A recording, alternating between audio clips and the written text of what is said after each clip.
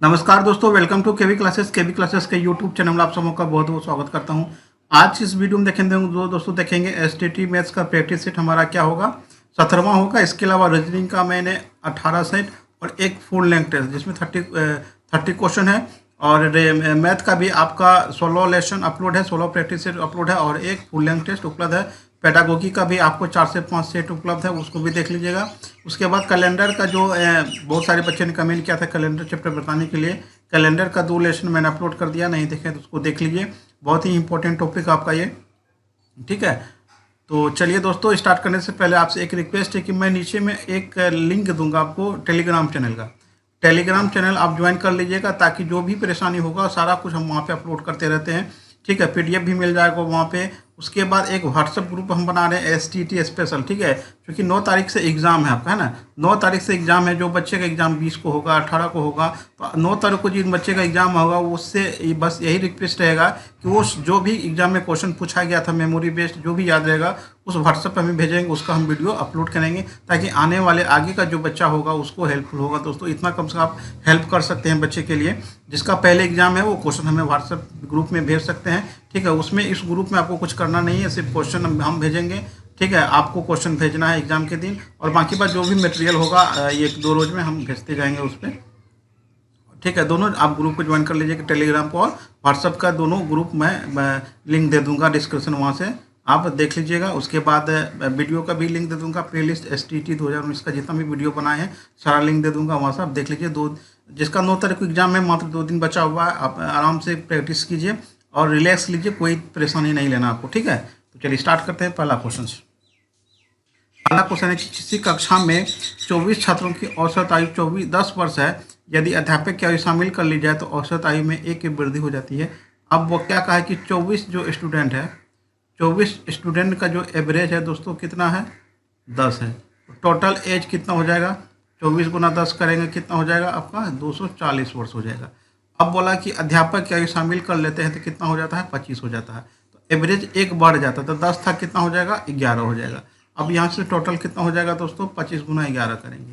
25 गुना 11 करेंगे कितना हो गया, 5 2 7 275 हो जाएगा।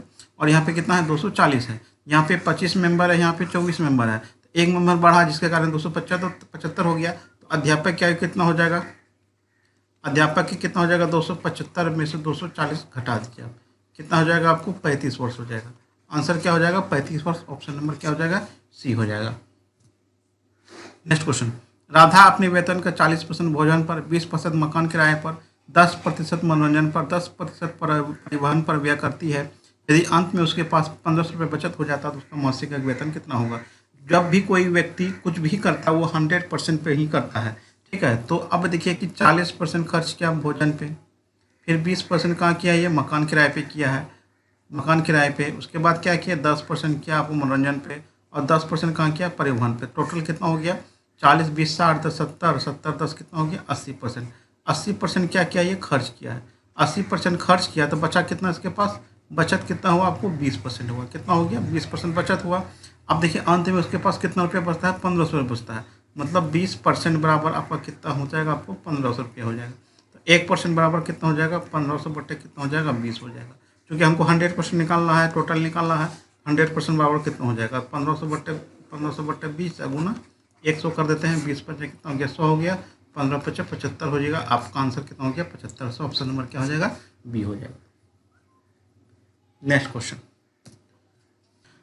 देखिए, तीसरा क्वेश्चन है यदि दो संख्याएं तीसरी संख्या से क्रमशः 30%, 40% अधिक हो तो दूसरी संख्या पहली संख्या का कितना प्रतिशत होगा, ठीक है। तो दूसरी संख्या से पहली संख्या का कितना प्रतिशत है।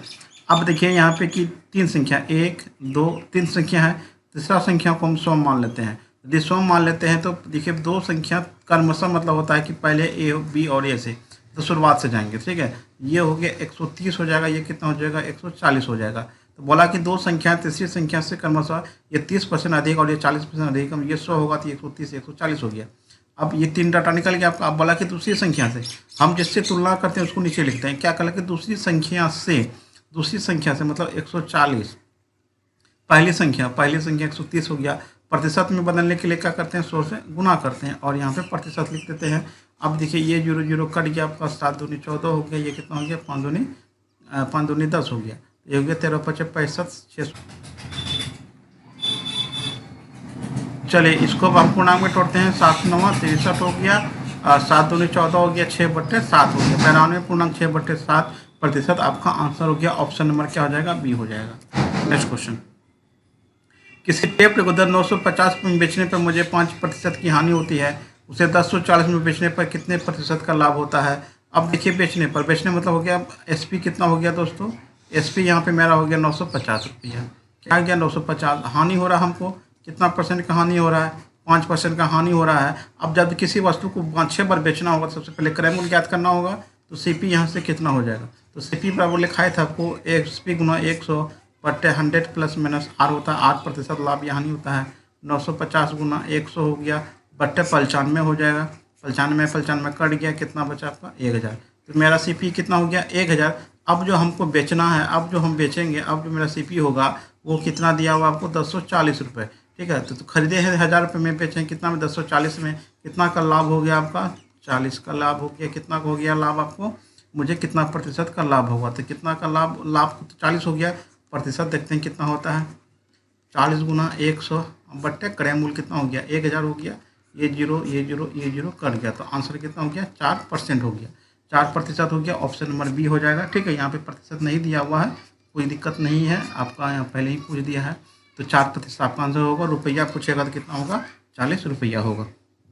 अगला क्वेश्चन, ताकि 1 रुपये में 3 के हिसाब से टॉफियाँ खरीदी जाती है, उसे 50% लाभ कमाने के लिए 1 रुपये में किस दर से बेचना होगा? अब देखिए, जब दर दिया हो, जैसे 1 रुपये में 3 की दर से, है ना, तो आपको ध्यान रखना होगा कि अंश और हर होता है। ठीक है, अंश में हमेशा रुपया होगा, नीचे क्या होगा? हमेशा वस्तु होगा। ध्यान रखिएगा, इसको हिसाब से खरीदी जाती है।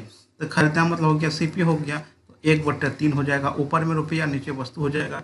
क्या बोल रहा है कि लाभ होता है? कितना परसेंट का लाभ होता है? 50% का लाभ होता है।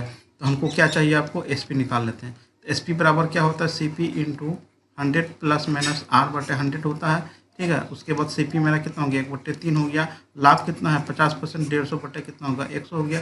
ये जीरो, एक ही जीरो काट देते हैं। 3 पचे 15 हो गया, 5 दूनी 10 हो गया।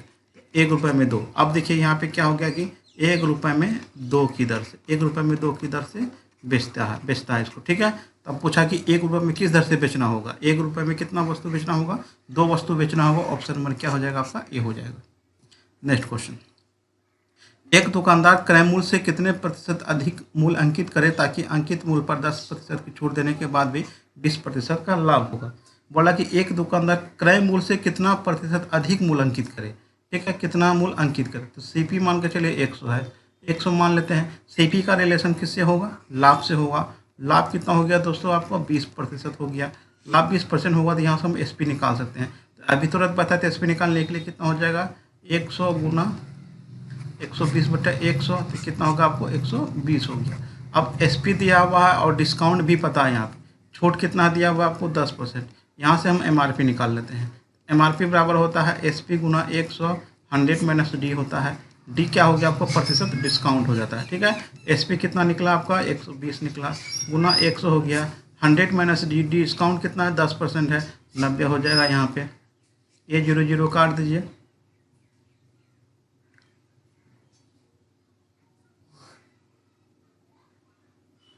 उसके बाद 3 तिया 9 हो गया, 40 तिया कितना हो गया? 120 हो गया। ठीक है, तो कितना हो गया? 400 बट्टे कितना हो जाएगा आपको? 3 हो जाएगा। 400 बट्टे कितना हो गया? 3 हो गया। अब देखिए सीपी हमारा 100 है, एमआरपी 400 बट्टे 3 है। ठीक है, तो बोला कितना अधिक होगा? तो कितना प्रतिशत अधिक होगा? कितना प्रतिशत अधिक अंकित करना होगा? 400 बट्टे 3, अब माइनस कितना हो गया? 100 हो गया। एलसीएम कितना आएगा? 3 आएगा। 400 हो गया माइनस 100 हो गया, कितना हो गया? 100 बट्टे 3 हो गया, मतलब 33.1/3 हो गया। क्योंकि सीपी 100 है तो प्रतिशत हो जाएगा 33.1/3%। ऑप्शन नंबर क्या हो जाएगा आपका? सी हो जाएगा। कहता कि ए और बी मिलकर किसी कार्य को 15 दिन में कर सकता है, तो बी अकेला इस कार्य को 20 दिन में कर सकता है, ए अकेला कितना दिन में करेगा? अब देखिए ए प्लस बी का जो क्षमता होगा, ए प्लस बी का क्षमता कितना हो गया? 1/15 हो जाएगा। उसके बाद बी अकेला, तो बी का क्षमता कितना हो जाएगा आपको? 1/कितना हो गया? 20 हो जाएगा। हमको ए का क्षमता निकालना आता है। ए का क्षमता निकालने के लिए क्या करेंगे? इसमें से इसको हम घटा देंगे, तो 1/15 में से 1/20 घटा दीजिए। एलसीएम कितना आएगा दोस्तों? 60 आएगा। 15 चौके 60, 20×7, 1 कितना हो गया? 60 हो गया। तो एक अक्षमता निकल गया, एक अक्षमता 1/7 निकला, इसको पलट देंगे, क्या हो जाएगा? दिन बन जाएगा। 60 दिन आपका आंसर हो गया, ऑप्शन नंबर ए हो जाएगा।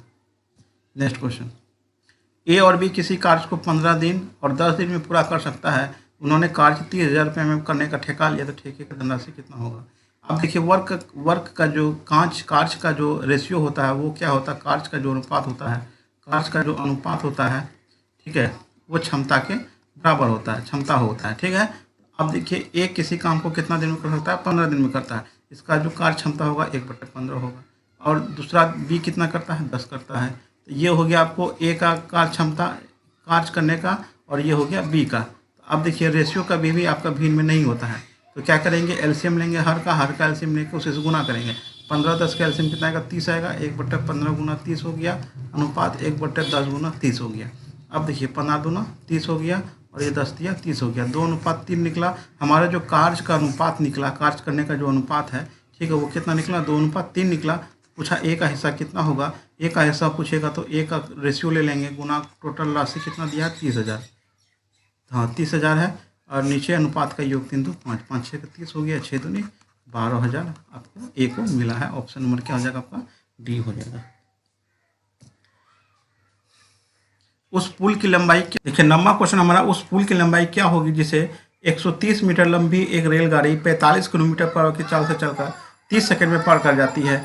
आपको पता होगा कि दूरी बराबर क्या होता है? चाल गुना समय होता है। क्या होता है? चाल गुना समय होता है, ठीक है। अब देखिए, दूरी यहाँ पे क्या होगा? रेल की लंबाई प्लस पुल की लंबाई, यही होता है आपको दूरी। जब दोनों दिया हो, रेल की लंबाई दिया हो या पुल की लंबाई, रेल की लंबाई या सोरी की लंबाई, रेल की लंबाई या प्लेटफॉर्म की लंबाई, दोनों जुड़ के आपका दूरी हो जाता है। तो रेल की लंबाई कितना है? 130 मीटर है, और पुल की लंबाई 100 मान लेते हैं, ठीक है। और किलोमीटर पर आवर है आपका, चाल कितना? 45 किलोमीटर पर आवर है। इसको चेंज कर देते हैं मीटर पर सेकंड में, 5/18 से गुना कर देंगे, इसको मीटर पर सेकंड में चेंज हो जाएगा।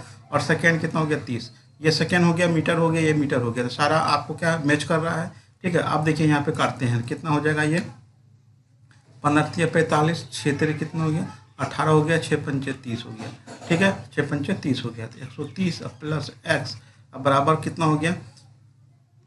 15 गुना 25 25 हो जाएगा। 15×5 75 हो गया।